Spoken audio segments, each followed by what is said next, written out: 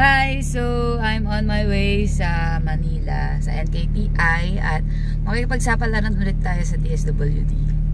So, may makakasama ako today and papakilala ko siya sa inyo mamaya. So, yun, drive muna ako. Bye! Hi guys! So, nandito ko ngayon sa Manila. At sabi ko nga meron tayong kasama. Hello! Hello vlog! Hello vlog! So, siya si Ate Luella, kasama ko sa center. Yeah. And this is her day 1. Yay! Day 1 for the kidney transplant. Yeah, hopefully. Yes, claim it. So, samahan nyo kami sa kanyang journey. Yeah. So, papunta kami ngayon sa NKTI para mag-inquire ng kanyang kidney transplant. So, yun. Balitaan namin kayo later. Bye!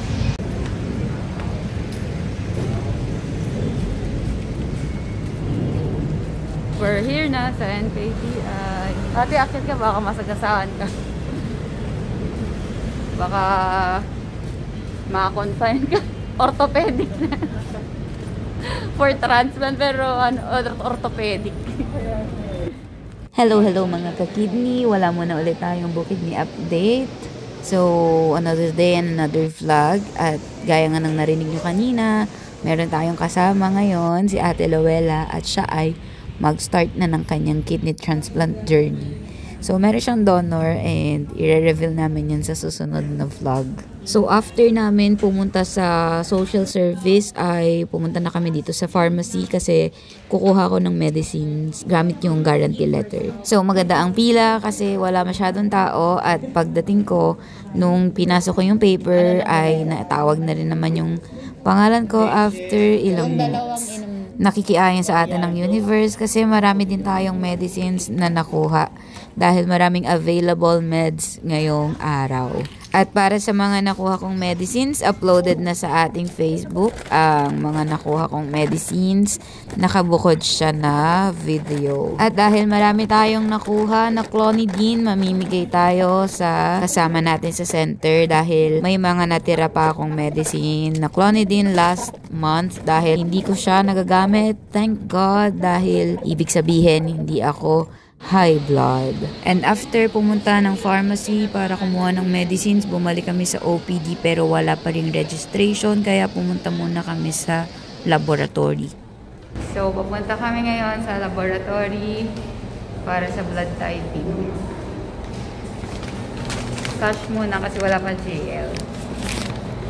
And since nandito na lang din kami sa NKTI at marami pa naman kaming time, sabi ko kay Ate Luella ay magpa-blood typing na siya para malaman namin kung ano talaga ang kanyang blood type.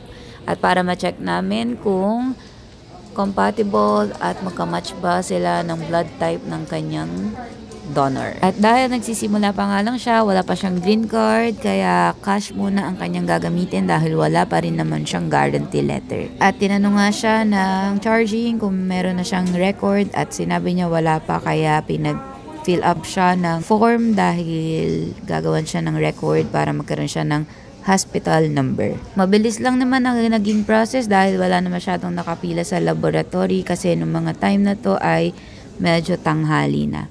So after niya sa charging, nagbayad lang siya sa cashier ng cash and then pumila na kami sa extraction para makuha na siya ng blood for blood typing. And kailangan lang maghintay ng 3 hours para sa resulta. Mabilis lang ang lahat ng naging process dahil nga wala masyadong tao. Kaya kung wala ka namang hinahabol na oras at wala ka namang fasting, mas okay at advisable na pumunta ka na lang ng medyo tanghali para hindi ka masabay sa extraction ng mga naka-fasting. We're done with step 1. Okay guys. So we're going back to OPD para sa check-up ko. And then hope. And then DSWD later. Ay, hindi niya na-press.